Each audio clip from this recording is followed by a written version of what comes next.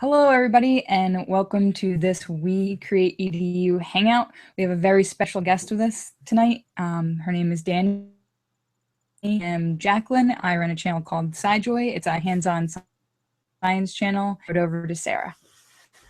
Hi, everybody. I'm Sarah. I run a channel called Developmental Enthusiast, where I talk about things like child development and brain science and graduate school and things like that.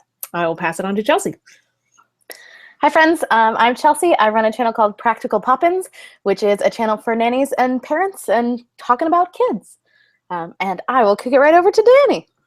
Hi, I am Danny, and I do web series production, transmedia storytelling, social media management, and a whole slew of other internet-related things. Awesome. Super awesome.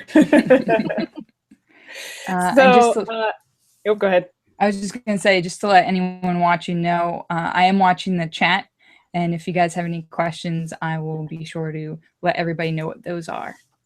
Great. Well, Danny, so it sounds like you've had a chance to talk to both Jacqueline and Chelsea before. So I will ask, so who are you? What's your story? And tell us a little bit about what transmedia means. I don't know what that means. Yeah, not that many people know what it means, so I'm always happy to define it. I'm not alone. Yeah, no. It's a word that I throw around all the time, and then people look at me like, I'm sorry, what did you just say? Can you backtrack? Yeah. But I, for the most part, am involved in the web series world. So I'm a big fan of fictional scripted web series, and I've been trying very hard to join different projects like that and get in on the ground floor, really, and learn as much as I can and work my way up. So I currently work with two production companies. The first is Betwixt Productions, and they are making a web series right now called Horizons, which is actually out and airing, and we have new episodes coming up. And I run the transmedia for them, as well as their social media accounts and various other production or marketing duties that they need. And another group I work with is Pencil Ink Productions, and the project that I'm working on with them is called the Cloisterham Case Files, which is a literary-inspired web series based on a Charles Dickens novel. Awesome. And that is not, yeah, it's pretty cool, but it's not going to be out for some time. We're still in pre-production right now, so there's nothing really to see yet, but they do have a previous show called the Misselthwaite Archives, which I was not involved on, but it was very cool, and I highly suggest people go and watch it. And to define more specifically transmedia and what it means, the word itself is just basically across media. That's as simple as it can possibly get. But transmedia storytelling is kind of taking that concept one step further, and it basically means that I can take a narrative and tell it across multiple platforms where each one makes a unique contribution to the overall telling of the story or to the story world. So super huge scale example of that would be Star Wars. They have movies, they have TV shows, they have comic books and graphic novels and a whole bunch of other stuff. And it's not just telling the same Star Wars story over and over again. Everything is adding to the fictional universe that is Star Wars and everything that takes place. So different characters, different plots, a lot of different types of things get thrown into the mix and build out the universe. I work on a smaller scale, so I don't make Star Wars level productions. I know, if only. Maybe someday. Maybe someday. Cool. But for now, I work on a smaller scale. So for Horizons, there's a variety of different social media content that you can find that goes along with the story. It's set in a post-apocalyptic fictional world, I guess, and in a city called Horizon, hence the name. So there's a Horizon City website that you can find and interact with. There's social media accounts for the characters that you can follow and interact with. The whole point really of making all these things is so that people will be able to participate with them and follow along and learn different things that they would otherwise not be able to learn from just the videos themselves. So I hope that kind of explains it for you. But, yeah. That's great. In that vein, I actually have a quick question for you. When you're explaining, like, kind of like the Star Wars universe, do you have any like writerly ambitions to make a whole universe of your own of something? Like, is that something that you would aspire to, or are you happy with kind of taking bits of somebody else's thing and being like, okay, I'm gonna make this a really cool thing? Yeah. I to be perfectly honest, I'm not the best writer. I'm just not. I've, tried and failed many times. And I think I'm much more of an idea person. So I would really need a partner or a team or something in order to make a world of my own come true. I definitely don't think it would be all on me if it were to happen. I would love to team up with people who can take my ideas and bring them to life, and vice versa. So the small nuances, the scripts, the actual episodes, and the content that needs to be put in each singular one, or the different types of things we can come up with for Transmedia. I really prefer working with other people and building it out that way, because it's just so difficult to do on your own and manage all of these different accounts on your own. And I don't have a writing degree. Like, I didn't study this. I haven't practiced it. Like, I'm great at, like, someone gives me a concept, or I have this idea, and for a story, for like, here it has a beginning, a middle, and an end, and I say, well, what can we do to make it more than just a story? What can we do to make it a story world or a story universe? What can we do to spread it across multiple platforms to get people engaged in different ways? How can we take it and make it bigger and expand it, and not necessarily make it 10 times more complicated, but make it more immersive and interactive? And that's kind of what's most important to me when working on different transmedia stories and projects. Interesting. So many questions. I know. I actually have one more question too. I'm going to monopolize you for a second. Yeah, go for it. So how did you come to be doing the transmedia stuff? Yeah. So when I was in college, when I was an undergrad, I had started to just kind of stumble across the web series world after already knowing the vlogging kind of world. I'm not a vlogger myself, but I've watched vloggers and I've seen web series without knowing they were really web series. And it was kind of in the earlier days of people just experimenting and putting things online. And so, having known the Vlog Brothers, Hank created a web series called the Lizzie Bennet Diaries, which is an adaptation. Yeah. And that is a transmedia story as well. I don't know how many people know that, but if you watched it at the time, a lot of people, as it was airing, followed along with the other transmedia components, which would update you about certain things and give you certain insights and character developments and things like that you wouldn't have gotten otherwise by just watching the episodes. But you could just watch the episodes and understand it. So I found that web series, and my major in college was rhetoric. And so I was like, how can I talk about the way that they're telling this story and the way that it's unfolding online? And I brought it to my professor, and I was like, can I write my thesis on this? And she was like, I don't even know what this is that you brought to me. So after some educating for the both of us, we ended up moving forward with it, and she let me do my senior thesis on it, and even let me do it in like a weird blog format, which was cool, and had some other transmedia elements. I made a video and other things. And then when I went to grad school, I just kept going, and I purposely picked a grad school that would allow me to continue on and continue to learn about it, because I still don't know everything, and it's still a developing field and very, very new in terms of at least how we talk about it. Not necessarily the concept itself. People have been making transmedia stories for a long time, but books and articles and all of the academic work is only now really starting to appear, as certain transmedia stories are actually called transmedia and are being released as such, with the intention of you going to all these different outlets and looking at these different pieces of media. So I just tried to continue it on. I kind of stumbled into it, and I, big fan of Lizzie, and then was like, how can I keep going? There's got to be a way to continue. So nice. And then I just bother people like crazy to let me on projects for web series. So that's awesome. So in terms of transmedia, what do you think are some of the advantages, and what are some examples of maybe some projects that you've seen utilize it really well, either ones you've worked on or other ones that you know about, so that people can kind of go and look and see some good examples of it as well? Yeah, well, for one, I think Lizzie is a great example, and they've been very good about categorizing everything and keeping it all together, so you can kind of find it all on their website and go back and start from the beginning. Even from the tweets, they've storified everything, which is pretty great. A few things you can no longer find, but that was for the sake of the story. But I think it's a great starting point for people who don't know transmedia, at least indie transmedia stories that want to get started. Alternate reality games are a whole lot of fun, and another field that I think is super interesting. And it kind of falls under the transmedia umbrella. So not all transmedia are ARGs, but pretty much all ARGs are transmedia. So ARG like D&D? Or like what do you mean as ARG?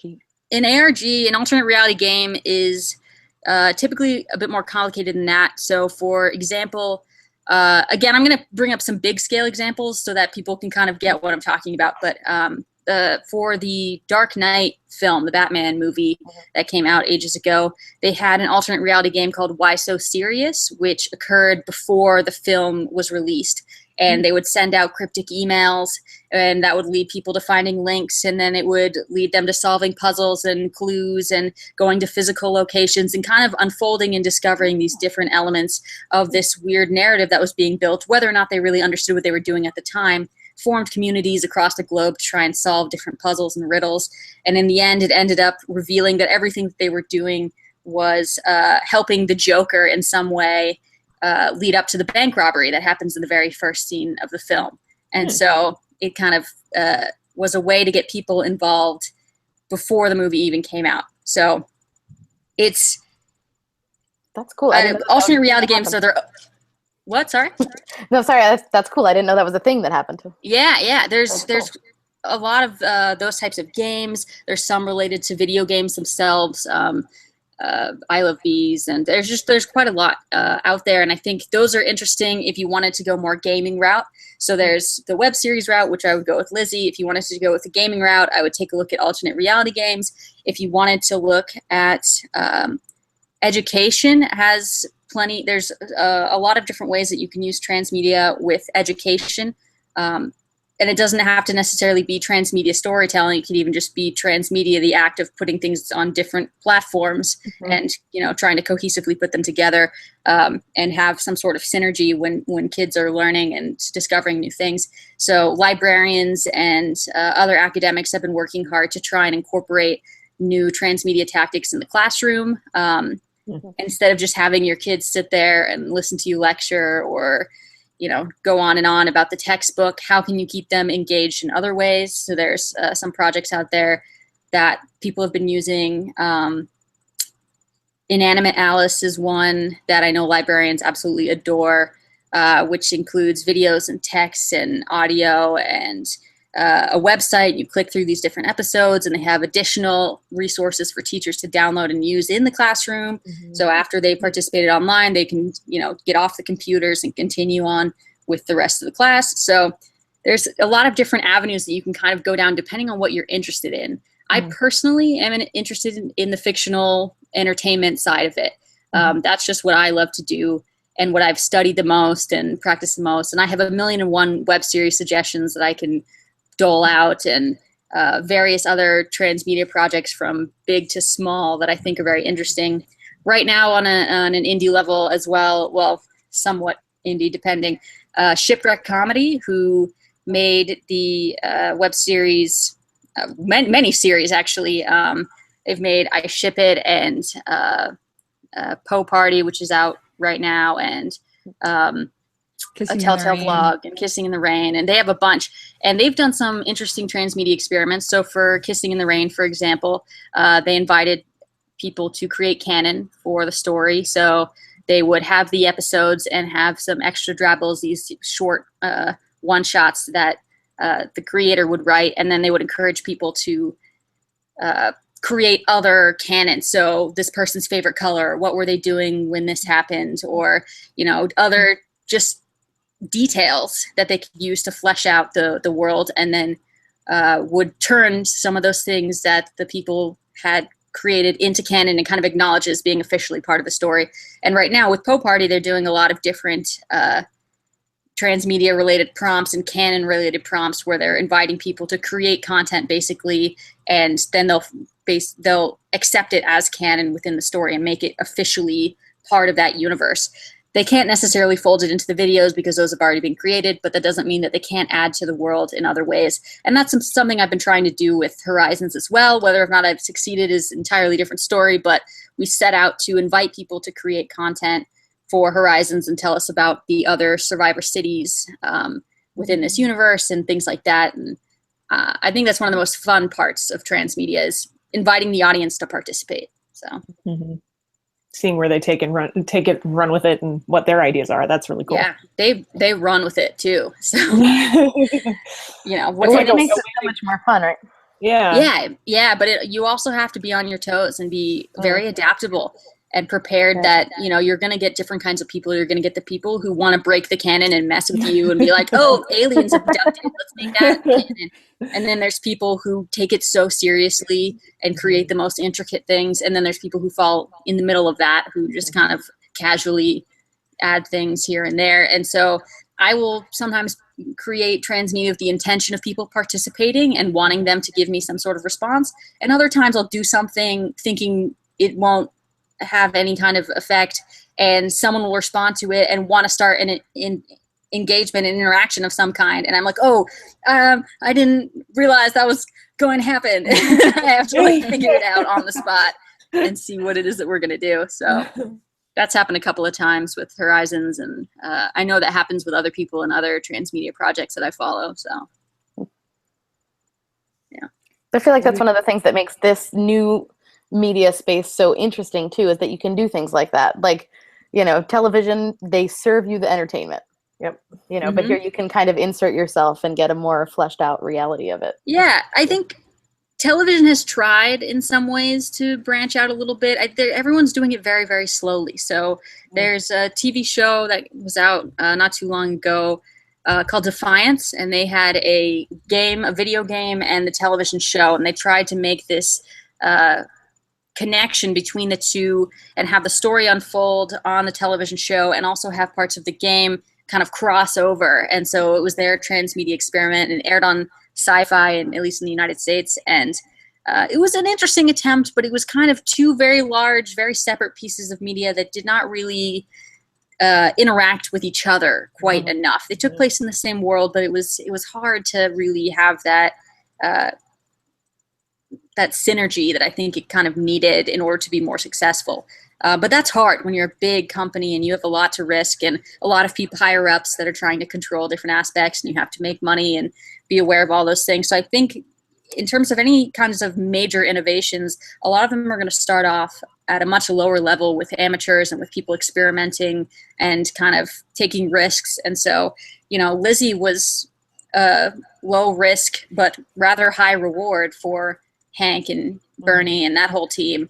And so, and yet it has spawned so many others since then. There are over 100 literary inspired web series that have come out since Lizzie premiered. Wow. Like, it's ridiculous. There's tons, and there's going to be so many more as, you know, time goes on, I'm sure, because it's a fantastic structure that they kind of, I guess, didn't necessarily invent, but popularized, which was making the web series and having these additional social media, transmedia elements, because it's just so low cost. It's based on stories that already exist or people that already exist, and just it's very simple and an easy way for amateurs and new creators and indie creators to kind of break into the business. So I think there's so much potential. And I think a lot of the different innovations are going to come from some of the lower people. And then the higher ups, the big businesses who have lots more money, are either going to take their ideas or just hire the people themselves and then start being like, oh, look at these great, cool transmedia ideas we came up with. And then you're like, oh, but you did it. Yeah. But we're not quite there yet. They haven't really... like, you didn't even know about the Dark Knight ARG, right? Like, that was a huge movie, blockbuster film, and I didn't know about it. Yeah, it's crazy. I didn't know that was happening. No, I didn't know it was happening either. There's so many cases of big companies that are like taking risks, but in ways that aren't really public or aren't. You know, they had so many participants. So if you were a participant, you knew about it, but if you didn't participate, you had no idea that it was even a thing. So. It's crazy. Do we have? I saw like things popping up if there's questions about other stuff. Yeah. I rant a some lot. questions from the. No. It's all good. We are learning so much. Cool. So these are questions from the chat. There's two different ones. Tim asked, I see a lot of value in transmedia. Do you find it works great as a marketing tool to bring in different demographics that may not otherwise be interested or consume the product? Yeah, so marketing is not necessarily, I don't want to say it's the most used, but it is definitely up there in terms of the reasons why big companies will use transmedia stories as marketing gimmicks or as some sort of brand or advertising ploy in order to get more people to participate. That's absolutely something that occurs all the time. And it's kind of the difference between just throwing things across platforms and being like, look, stuff, and trying to make it into a narrative and a cohesive story world. That in my mind is the difference between good and bad transmedia. It's not necessarily that if they throw it on there, it's not transmedia at all. Well, it still like falls under the definition, but I think better transmedia that I like to engage with is when they actually take care with the story and with the story world and the different details and canon and stuff they need to stick with. And so I think it's absolutely a great way to get other people involved. You're hitting these different platforms, which are basically different outlets for people to be able to jump into a story that they probably wouldn't have found on some other platform that they don't use. So if you've got people who are on Twitter all the time but don't really watch web series, and then they stumble across your show through the Twitter accounts that you run, that's fantastic. And then it'll usually lead them to, if you connect it, which you should, and have all the links ready to go, you can get different people from different platforms, certainly from different demographics. It's absolutely one, at least with the web series world, it gets a lot of younger people involved because they're on all the social media platforms. So they're already on them. They're already going to be able to follow you in all these different places. For older audiences, there's definitely more physical transmedia, and you can, books as a part of a larger universe are still a piece of transmedia. Anything, like doesn't have to be live online in order for it to be transmedia. It can be really any kind of media that, as long as there's multiple different channels really for people to engage with. So I think the medium definitely, depending on which one you use, can attract different types of audiences, particularly ages and demographics. But I think that by hitting all these different ones, you can expand the possibilities for sure. And I think marketing tactics, I mean, I'd be lying if, I said that people didn't use it for marketing, like so many people do. But if you do it right, it's not annoying, right? If you do it right, it's like part of the story. Hi, puppy. Yeah, I knew that was going to happen. I'm sorry, repeat what you just said. It's okay. So like if you can use it for marketing, yes, but if you do it right, then it's part of the world. It's part of the story that you're creating, not just like, here, I'm going to make an ad for you on this other piece of media, Yeah, definitely. I think that there's ways to do it that'll help the story, and then ways to do it that are just brand tactics, and people see through those a lot of the time, and they don't care, and they don't want to engage when you don't put the effort into the story that you could really, which is the audiences are a lot smarter these days and a lot less passive. And not only will they not care, but they'll be vocal about how much they don't care, and let you know when you've done a bad job. So, when it's easy to be careless with transmedia stories, and I think even when you're a big company, it's easy to just have so many people breathing down your neck that you have to like sell the product, that you just sell the product. So I don't know. I'm trying to think of examples of using it as marketing technique. Like there's so many, I'm just blanking right now on some proper examples, but if I think of any, we can come back to it.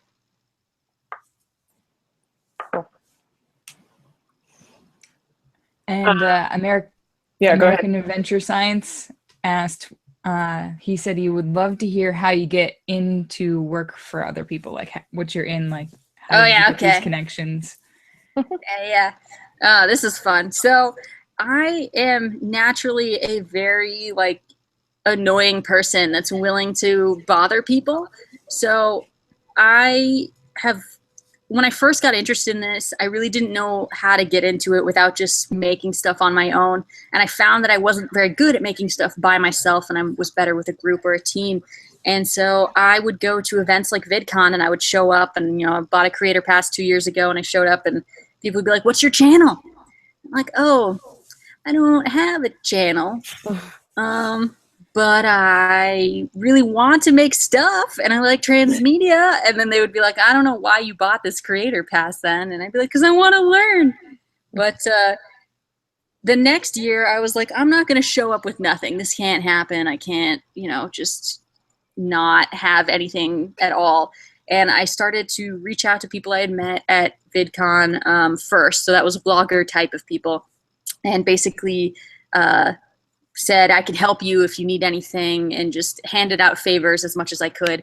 And then I also met a couple of web series people when I was at VidCon and tried to continue those relationships, and would watch their shows. So if I met them and they said I made a show, I'll be like, great, I'm going to watch all of it, and then I'll get back to you and we'll have a discussion about it. So because I like to talk. And so I found a couple people that I did that with, and one of them was the creator of a web series called The Writing Majors. And she was a creator and one of the people who acted in it and wrote the show.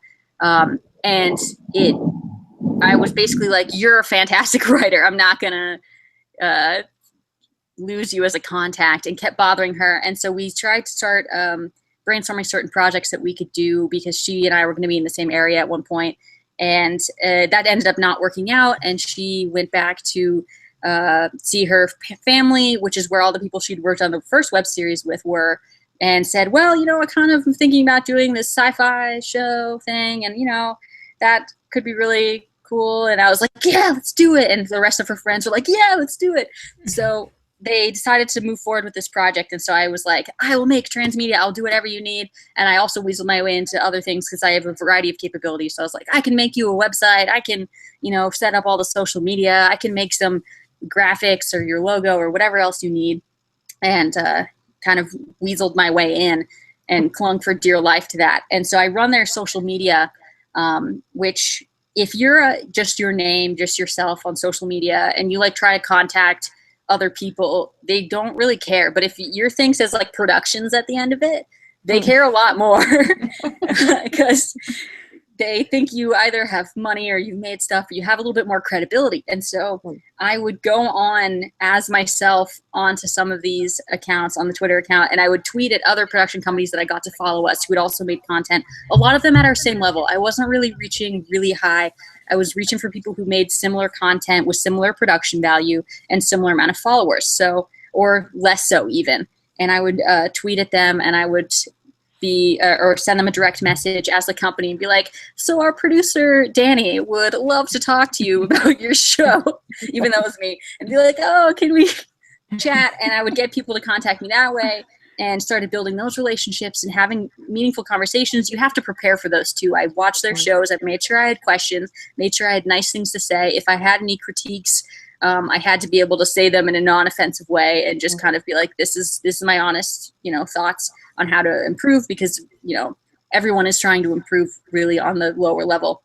And so that's what I did to make a handful of friends. And then my friends have friends, which is great. And I got into some Facebook groups through friends and met other people, and just continuously reached out to people. I got on the Pencilink team because they wrote on their website, if you would like to work with us, send us a message. And our showrunner saw that and was like, oh man, wouldn't it be awesome if we sent that? I was like, I'm on it. And I sent them a message and ended up having a Skype with the head of that group, and got onto that project by just being like, I love this stuff. It's awesome. And demonstrating my knowledge a lot through talking. I can't show people a whole lot of content that I've made because there isn't a ton yet. I'm still working on building out a portfolio, but I can talk their ear off about it. So I know that's a skill I have. So if I can get them on the hook and somehow communicate with them, they'd be more likely to let me onto a project with no prior experience or very little experience.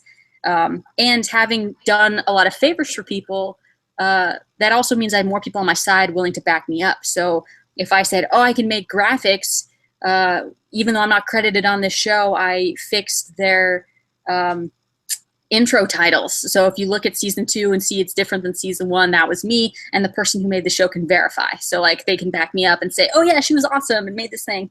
So I try to get, I wasn't necessarily asking for money, but when I was talking to these people and I said, I do this for you, the thing I want in return, I don't necessarily need credit, but I need you to be a reference for me if I'm trying to get another project or job or gig in some way. And you can just say that I did in fact do it, and I hopefully did a great job, and you thought I was an awesome person, and you know that they should include me on this other project. So that was a long-winded answer, but for the most part, it's just not being afraid to reach out to people and use what you can and what skills you already have, and acknowledging that like I may not have much of a portfolio, but I can talk to people. You know, as myself, I wasn't getting much luck, so I used the company account. Like I did what I could to leverage what little resources I had. And then I go to VidCon and I bother people in person, and I show up to web series meetups and I introduce myself. And that's really hard for some people. So if you can find a buddy who's good at that, that's also a way to go. I know some people who are just like, I don't want to talk to them, but I really do, but I'm afraid to, I'm too nervous. And I'd be like, I'm going to just drag you over because you need to go meet this person. So that's why I hung out with Jacqueline and Chelsea a lot. Also, right? I like them, but yeah, they're really good. Also, you're nice people, but yeah, first and foremost. Yeah, we talk about that a lot, how we're all terrible at pitching ourselves and talking, and I talk about how I make rules for myself when I go to VidCon that I have to follow. Like, I have to sit in the front row, I have to talk to 2 people at every panel. Like, I make these rules ahead of time. Awesome robot and bring it with you. Yeah. So that's perfect. It works. Like, you get results. Yeah. I just hang a robot right here on my backpack, and then people just come up to me instead, and it's so much easier. But, yeah. So I don't have that advantage. I just have business cards. Have business cards, by the way. Please have business cards. Even if you have nothing, make a website that's just got your name on it, and get nice-ish business cards. Like, if you have flimsy, gross ones, people can tell. I still have yours. It has like a cool DR logo. Yeah, mine is actually your email address. Is it? Yeah, but I don't mean to offend anybody. I just feel like, you know, it's I ran out of time to print nice ones, business cards. But yeah, no, I have like my whole like stack of them that I get printed, and it just has my phone number, my name, my website, and email, and that's it. I'm just like, boom, here you go. I would put more stuff on it if I had more things, or if I just, it kind of depends on what part of yourself you're trying to sell. And I usually keep them very simple because I can do a variety of different things. So I can sell myself as a transmedia producer. I can also sell myself as a social media manager, or as an editor. I can edit videos. So, you know, it's hard to give yourself like one title and then be like, oh, but I'm also, so I'd rather just do these other things. Yeah. I have the same. I like to keep it simple. Yeah. This is another business card I got from somebody at VidCon, by the way. This That's is about business June. card? Simple. Yeah, June makes those. It is June. Yeah. She makes paper cranes and tons of them. And she'll usually have them kind of flat, and then she'll unfold it for you. And like a magician and be like, boop. Kind of. Nice. And it has her information on the wings of the. and I got some too. Yeah, they're awesome. I think she usually has like a ukulele or something. Yep, she carries around a ukulele. She's memorable. She does a few things. Like I dyed my hair purposely for VidCon so that I could be like, oh, I'm that person with blue hair, so that they would remember. You know, I try to come up with different tactics. Anything I can do to get people to remember me and like want to engage in a conversation with me. And I don't ask for autographs or photos or anything like that, no matter how much I admire them, because I want to be taken seriously. So, you know. Even if I like freak out after, that's, you know, really. So, yeah, it's tough. It's really hard to do this. And I think that's another thing people don't realize about like when they're making a series or something. In order to get press for your show, you have to literally ask people to cover it. Like you have to email people, you have to send out requests and be like, I make this show and I know you review things on your site. Could you take a look at it and honest review, anything you want to say about it, just like post about it, please. That would be great. Because I'm confident in the content enough that I don't think anyone's going to be like, oh my God, it's awful. But, you know, you have to send out those types of messages.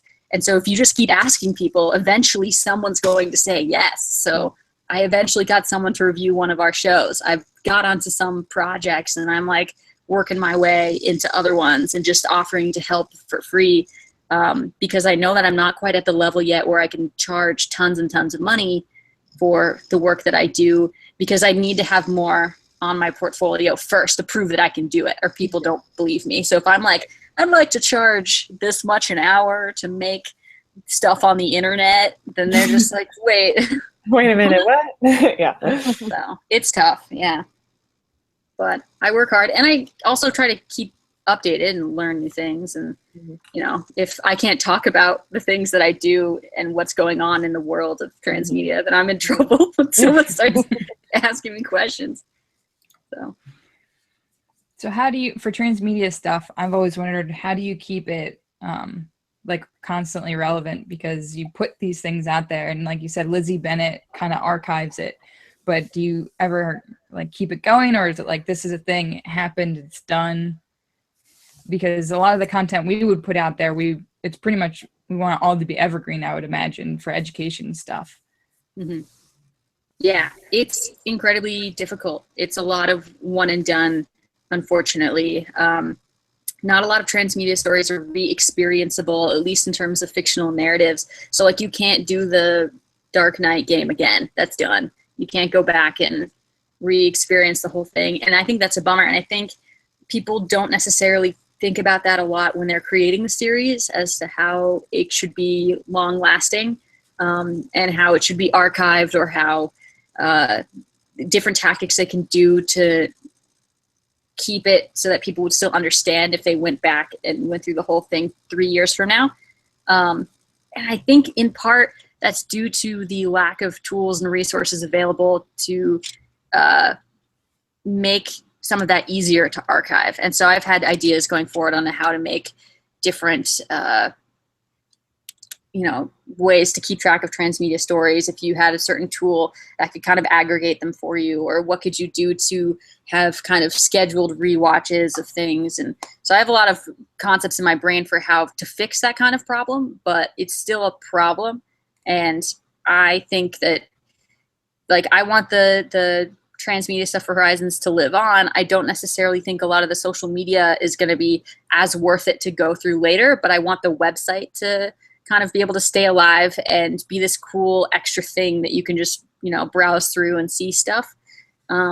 So that's kind of why I went through all the effort, and I put a lot of effort into the website knowing that. And I think not a lot of people really want to go back through all of Lizzie and read all the tweets. Like, I did it for my thesis, but not everyone's going to do it, because some of it's just trivial conversation to fill the space between episodes, and some of it is like actual relevant stuff, or it's building out inside jokes that you may not know or whatever. But it's really tough. And I think maybe in 5 years there'll be some really cool apps out there, or programs that'll help with this kind of thing. And I think also in part it's because a whole lot of people don't know what transmedia is and what it does and how it works. And so they will find Lizzie the web series and won't go back and go through the social media because they don't know it exists, or they see the word transmedia on the website and they don't know what that means, so they don't bother to click on it, or, so I think when it becomes a little bit more popularized, when more tools are available, then having more long-term transmedia stories will be of more importance to the content creators. Not that it's not important now, but and I also think that in the particular group that I'm in, which is a whole lot of literary web series creators, it's kind of their first go. And so they're just focused on like, let's just tell it and let's do the best that we can do. And if it doesn't live on for 10 years, it doesn't live on for 10 years, because hopefully we'll grow and get better at it and make cooler stories in the future. But yeah, it really depends on the creators and how they view it. I think it's important sometimes and not important other times. It just depends on whether or not that's like your goal in the beginning, setting out for it to be, re-experienceable. Because like the ARGs, you don't go into it thinking people are going to play this over and over. You go into it being like, we're going to do it and then it'll be done. So I guess in some ways that is better though, because that fear of missing out thing, like you got to go do it now or else you'll never be able to do it. So absolutely. That's a great way to get people involved.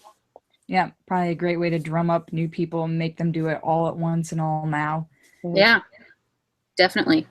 Particularly if they tell you that it's in a certain time frame. So sometimes they'll just like, we'll go until we finish, and other times it's like 3-day only, you know, whatever event.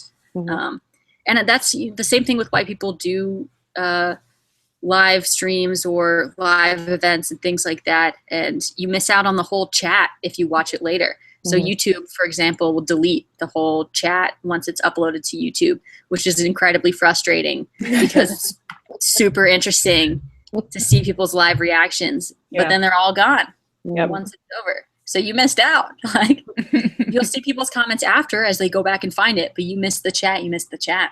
So I'm curious, what kinds of different strategies do you use to approach this more traditionally like social media components versus the traditional storytelling media components, right? So you have the storyline that you're trying to communicate, and that's kind of a one-way thing, but the social media part is really about relationship building and back and forth and that sort of thing. So I'm wondering, how do you go about approaching those two separate entities when you're trying to tell this larger story?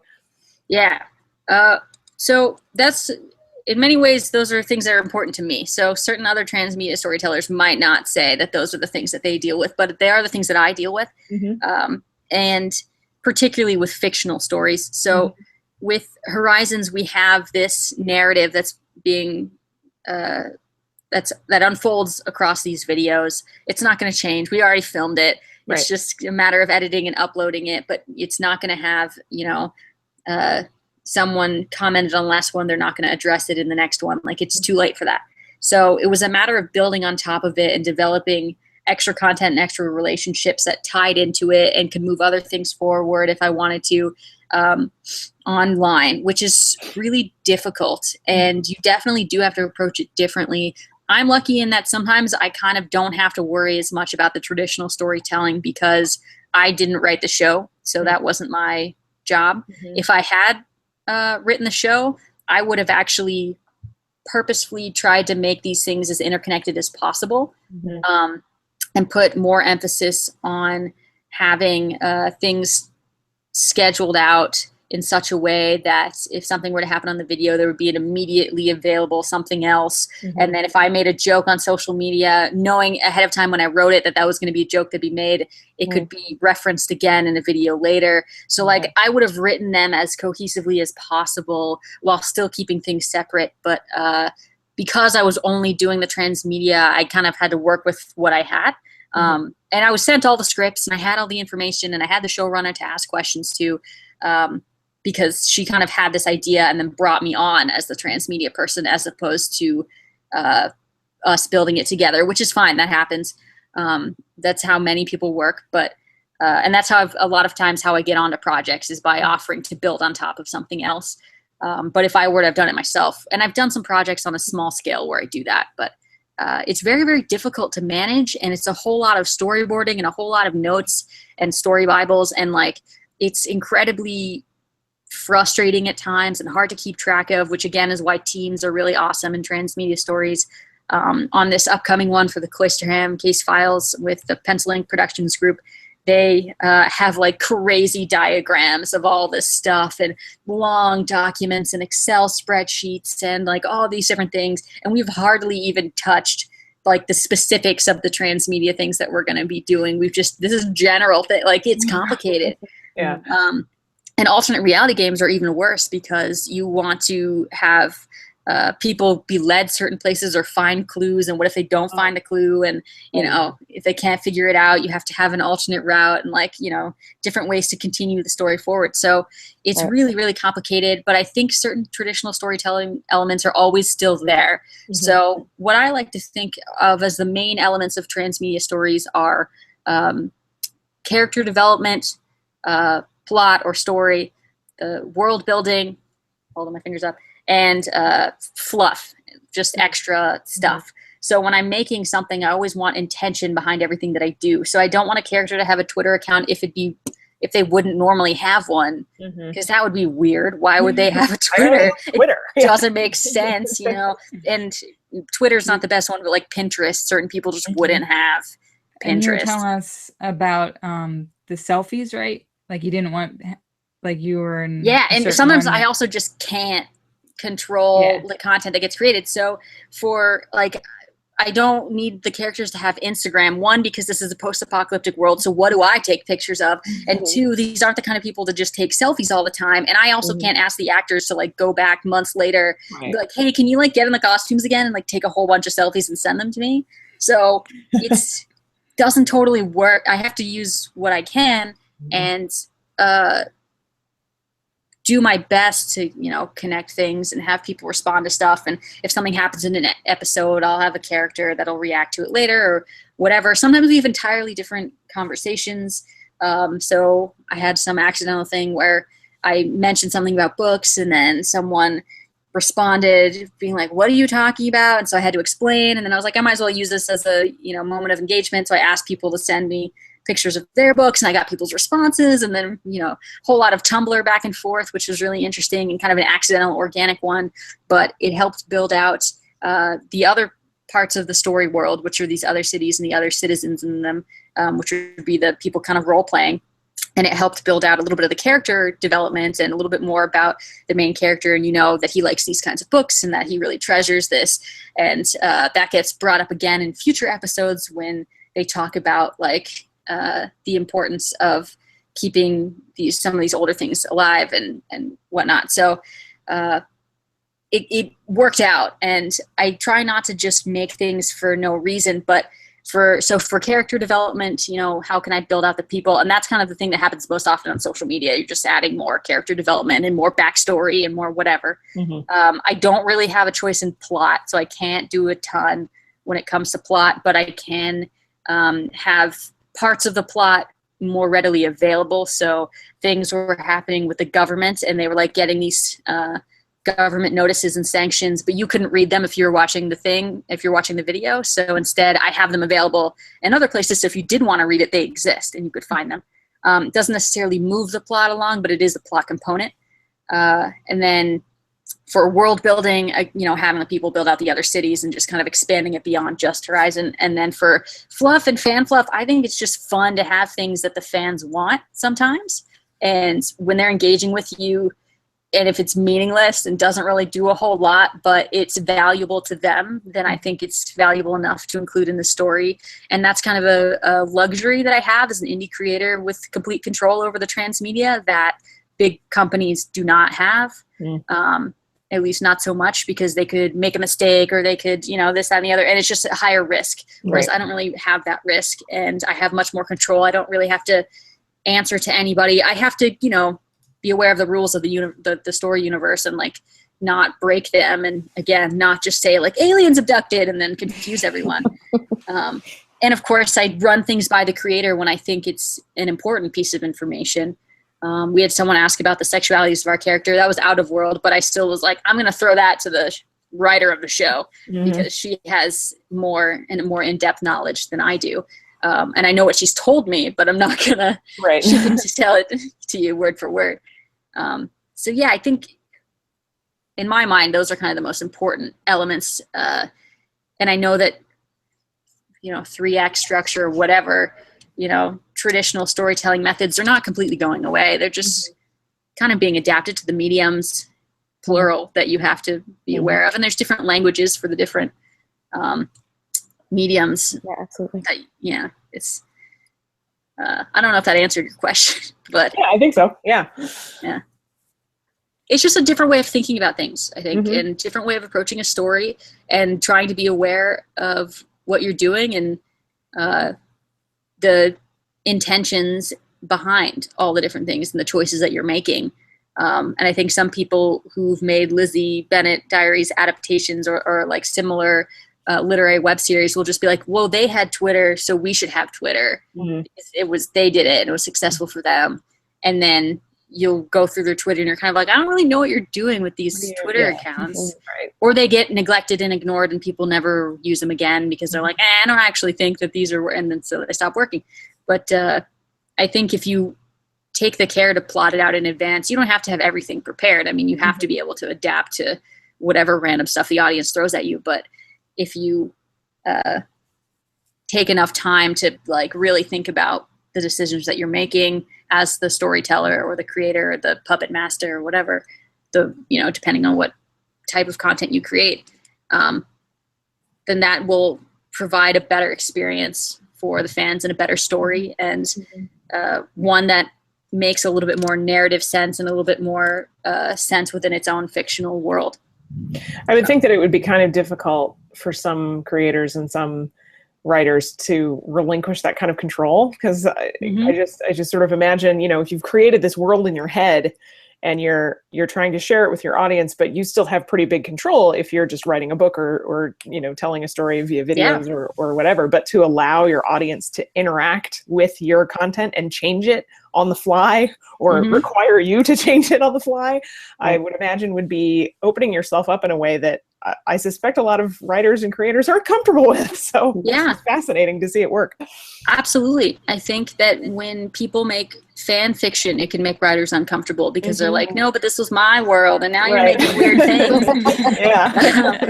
But I think that's kind of the beauty of it, is that someone likes it so much that they're willing to make all this extra stuff. And so it really depends. And it's, I'm even writing a paper on this right now about kind of the different capabilities. When you're a bigger company and you have more money, or you're, a big film studio or whatever it is, and you're trying to make transmedia, it's just so much harder to do because of that very risk of you losing control and the audience trying to take over, or even the fact that there's copyrighted characters and then there's this, that, and the other. And, what if you accidentally make a remark that's slightly offensive and then this happens, it's really hard. But when you're more indie, you have more freedom.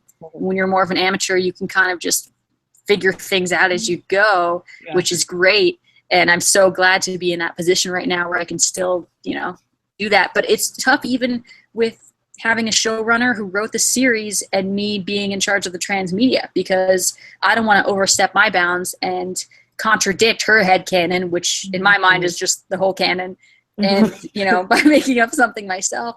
So it's kind of like I do it as is deemed appropriate or important. So it kind of depends on what gets thrown at us. I've gotten easy questions and then I deal with them. But if I've gotten real hard stuff, then I'll have a conversation with her and we'll work it out. And I am willing to do that. Not everyone is willing to do that. They'll just be like, no, I'm in charge of all the transmedia and I'm just going to do what I want.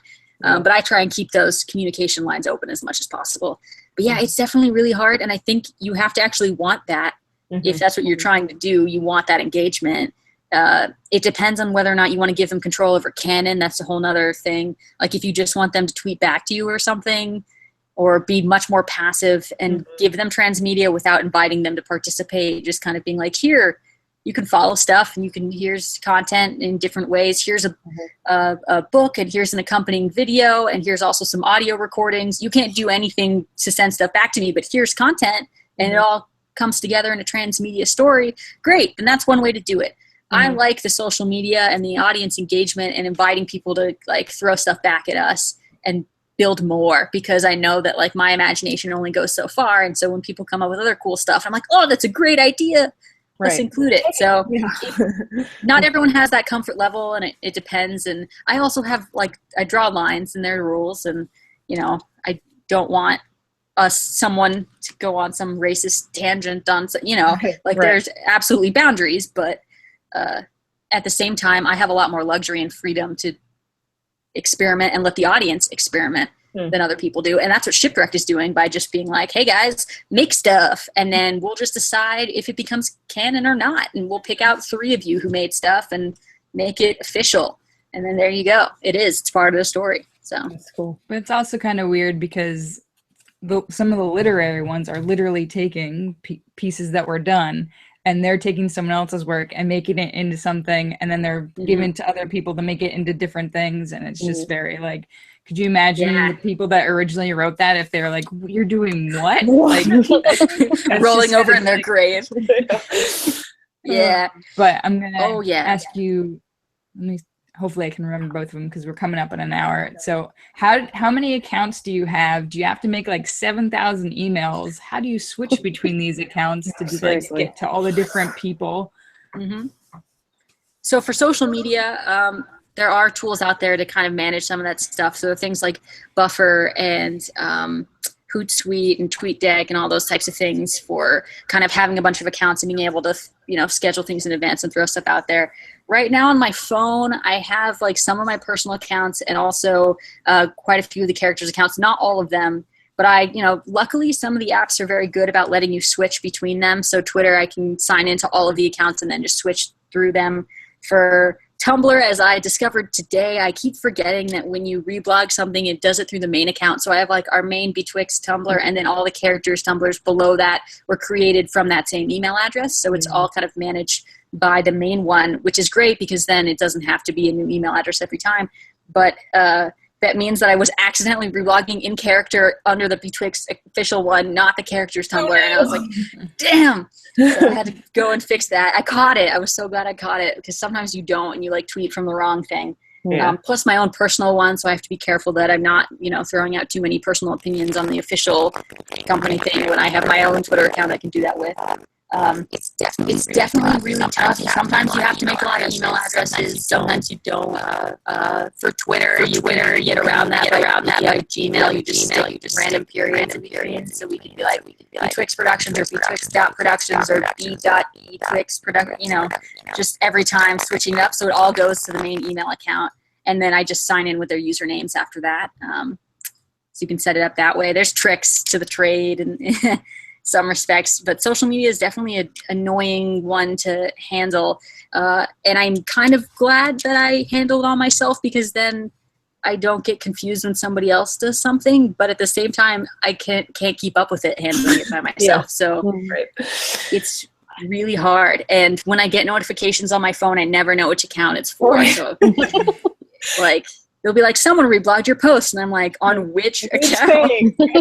Yeah. I only have 4 Twitter accounts that I'm currently managing from my phone. And the other day I was like, this is a recipe for utter disaster. Like, how many do I have? I have 1, 2, 3, 4, 5, 6, 7, 8, 9. And that's not including 2 other character accounts that I just never got around to adding to this. Oh my goodness. And some of that's also not characters. And it's like, I run other social media stuff. My mom's got a nonprofit, and I run their Twitter. So it's just that's also a problem when you are a social media manager and a transmedia producer. So and I have a lot of pages that I manage on Facebook, and and they keep changing how you can deal with it on the platforms themselves. Like Facebook changed how pages work like sometime last year, and that was annoying. It's not fun, and so I try to limit myself to the most relevant social media outlets. And again, it's all about the intention behind like why I create a Twitter for somebody. I'm not going to create one that it's never going to, it's not relevant. Like that's just a waste of my time and a waste of other people's time. Like why would they follow it? And so I don't know, it's hard, but it's fun. And I love the interactions that we get and people's responses. So to me, it's worth it at the end of the day. And you had a second question? Important. Yeah. I remembered it. Do you think YouTube Backstage is going to help you guys out? Do more like transmedia behind the scenes, engaging kind of things? I have not. I've been bad. I haven't totally looked into all the possibilities with YouTube Backstage yet, but we did actually get a couple of cool things got unlocked that were some beta testing things on the Betwixt channel, which was like, or on Leo's channel really, that allows you to add like end cards and like other cool things. Jealous. And so, so that just got unlocked for us. And I was like, ooh, we had an episode where we uploaded it without the end card. And I was like really annoyed that we couldn't add it in later. And now it just said that we could. And so I was like, ooh, that's going to change the game. So I'm going to play with that later on when we actually have time to mess with it. I don't know. In part because I don't think they're thinking about it and how it would help transmedia. So I'm not totally sure how it'll help us yet because you kind of always have to hack it, whatever people give you. I mean, they don't, true. Your Twitter's not meant just for transmedia. You just use Twitter as a tool in order to create media and transmedia and content and story, building. So we'll see. I need to research it more. Yeah, there's not too much out there about it, but I think we're getting up on like an hour, so I think I might run through some news stuff if that's okay with you guys. Cool. Because I have a list of news things. So one thing I learned, you guys know how to put tags on your actual YouTube channel? Do you have any idea how to do that? Yes, I think. I do not. Well, Danny and I are part of a Womentors. Is that how you say it? Yeah. A Womentors group, and my mentor taught me how to do this in our little hangout thing. If you are a female YouTuber, you should definitely join. If you want to, just message me on Slack or Twitter, and I'll find the Slack link for you guys. But if you go to They're your also on advanced Facebook. setting, okay, thank you. I never go on Facebook, so I would not know. Well, the Women Creators on YouTube is on Facebook as a group that you can join. Okay. Cool. If you go under like your advanced channel settings, you can see it says like your account information, your little icon, your country, and then it says channel keywords. And you can go on there and put like tags for your actual channel. So it's more Cool. searchable that way, which is a thing that I didn't know existed. I didn't know that either. YouTube Cool. Heroes just came out. There's links down in the description to all this stuff. So YouTube Heroes, there's two different kinds. There's Help Heroes that you can sign up for, and you can make videos. You can pretty much make what we do. We create EDU, but for YouTube. And if you do that, they'll promote your videos and they might unlock stuff for you. So you can sign up for that. And there's just regular Heroes YouTube here one day ago, and it's to help community management. So if you are going around and flagging inappropriate content and making closed captions and being a part of their community forum, you'll get points, and these points unlock things. Like you might get some of these beta features like end cards sooner. And like the top prize thing is you get to go to something called a Hero Summit. I have no idea what that is, but it's just like weird different levels you can do. So that's new. That came out like 2 days ago. As you talked about the new end screens, they're slowly rolling more of them out. We do have a podcast. I will try and put more of those out. Please join our Slack. So this person found our podcast, listened to it, and then joined our Slack. And we have tons of conversations. We'll probably talk about Transmedia a lot in Slack over the next week. And if you do join, Soliloquy will give you a welcome potato, just to let you know. So as an incentive to join, there's a form down there. You can fill it out. And anyone's allowed to join as long as you're not a jerk. That's really our only rules. And I think our Slack has been taking off a lot. We have great people in there that have been hitting some really big milestones. Step Back History, Soliloquy, Political Junkie, and Draw Curiosity have all like really been growing, not only in subscribers, but they've been collaborating a lot. I don't know if you guys have seen like their collaborations together and really growing each other's channels. So it's really a great way to connect with people through that. And I've put links to all their channels if you guys don't know who they are down there. And Soliloquy was mentioned in Idea Channel's comment response video on being first commenter because he gives out certificates for firstness. And Mike wants to steal that. So he gave Soliloquy a certificate for firstness for being the first to give out certificates. So I think those were a lot of the things that have been happening. I think that's most of them. It should be good enough. There's links to everything down there in the description. So if any of you, and our next hangout is going to be with Step Back History. He's going to, since he just reached over 10,000 subs, he unlocked the YouTube space, and he's going to be taking a bus up to Toronto. And he's going to tell us all about that trip on our next hangout, October 3rd. The following one after that, I don't know if we're going to have a hangout because I think that's around NerdCon for you guys, and I might be on a NASA plane. So no big deal. Like you do. Yeah, possibly. I don't know. So I don't think we're going to have a hangout then. So that's all my big news. So if you guys want to do channel check-in, and if there's anything that we can help you with, Danny, please let us know. Like as a community, if there's anything that we can help you with. If you guys ever hear of Transmedia jobs, you now know who to message. She's in the Slack. Please send all the information to her. So yeah, do you for guys real. want to do your I accept all jobs. Paying ones would be awesome too. Paying is even better. Yeah. Yeah. That would So be great. when you guys go to all your YouTube spaces and stuff, or NerdCon or any of that, now you know. Mhm. You know a transmedia expert. Yes. Boom. Woohoo. Yeah. Cool. Very cool. The YouTube spaces are awesome. I got to visit the one in LA for an event. It was pretty cool. And that's literally what I did. It was like, who can hire me here? Yes.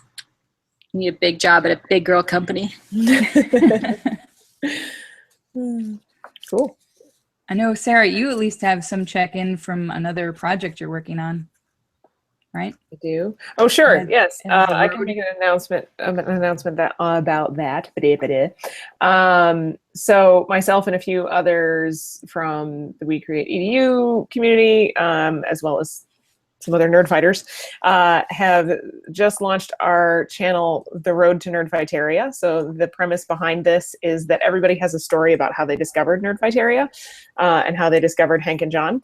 And so we want to share those stories. And so we're asking people to submit videos, if they do videos, for 4 minutes or less, of course, to tell their story about how they found Nerdfighteria and what the community of Nerdfighteria means to them. We're also accepting all other kinds of media. So like photos or blogs on Tumblr or what audio things, I don't know, whatever you want to do, guys. So if that's of interest to you, you can follow us over on the social medias, which are At Road to NF on Road Twitter, to right? NF. Thank you. On Twitter, yes.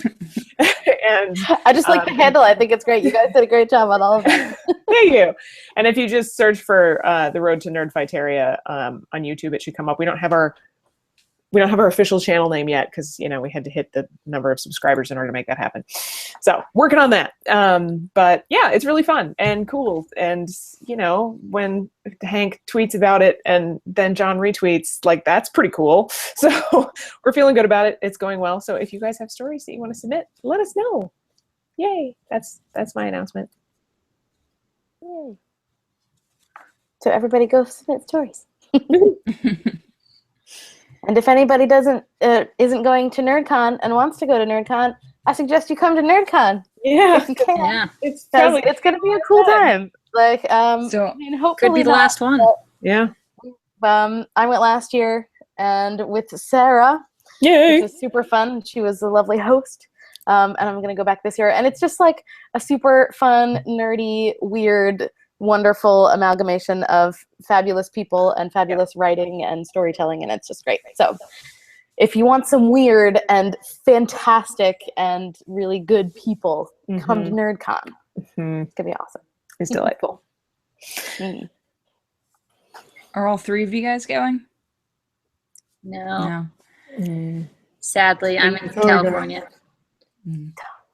Well, maybe I'll Periscope some of it again, like I did last time. There you go.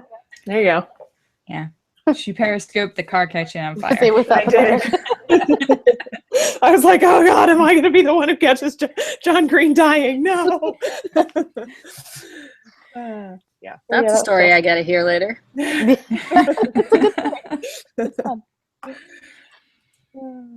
Well, do you guys have any other questions or any other news? I have a new Tumblr. Oh yeah. Yeah, that's right. The other day, so I'm actually writing my first like bloggy post for it, and I have a little picture up on there now. So if you're on Tumblr, go follow Practical Poppins on Tumblr. Yay. Yeah. Right now. Yeah. For me, if you do actually want to check out the web series I'm working on, you can. It's still airing. We still have like less than 10 episodes to go, I think. I'm not entirely sure. There's still more episodes coming out, and you can follow that. And any other projects are still a little too early on in development for any news or things to be found for those. But always push the one I'm working on, which is Horizons. But people can follow you on Twitter, and then they'll know. Yeah, they can follow me on Twitter. I'm on other social media sites, but Twitter is probably the most reliable in terms of hearing news. Because on Tumblr, I just do whatever I want. don't really do anything productive on my own personal accounts because I'm kind of busy managing the professional ones. 16 other ones, yeah. So yeah, Twitter probably. I have a website, but I don't update that enough, so we'll just go with Twitter. Very cool. Mm-hmm. Well, thank you so much for coming on and talking Thank with you for us. having me. We learned so much, and I hope that we talk a lot more about this in the Sure. Slack and in the comments below about how we can like utilize all the different things we learned. Definitely. So. I would love to hear how people use, these types of tactics in whatever it is they do, whether it's, fictional storytelling or education or, really anything, because transmedia, cross media, just whatever you come up with to get more creative and use more platforms, I would love to hear about. And I'm always happy to answer questions. And I also have, for the academics and students out there, I've been researching this stuff for a long time. So I have a lot of resources. So if any of you are in school and are writing a paper about it, I got books and articles galore that I've just saved up and am willing to throw out to people who need things for school related to transmedia or storytelling or narrative or rhetoric, even, whatever. So I've got plenty. Well, hopefully this makes all of the things that we love more enjoyable and more engaging and builds more communities, which is, I think, why most of us started. That's why the Road to Nerdfighteria is there, because it was engaging community and not just people talking at you. Yeah, so thank you so much, and we will see you guys on October 3rd. All right. Bye. Bye. Good night.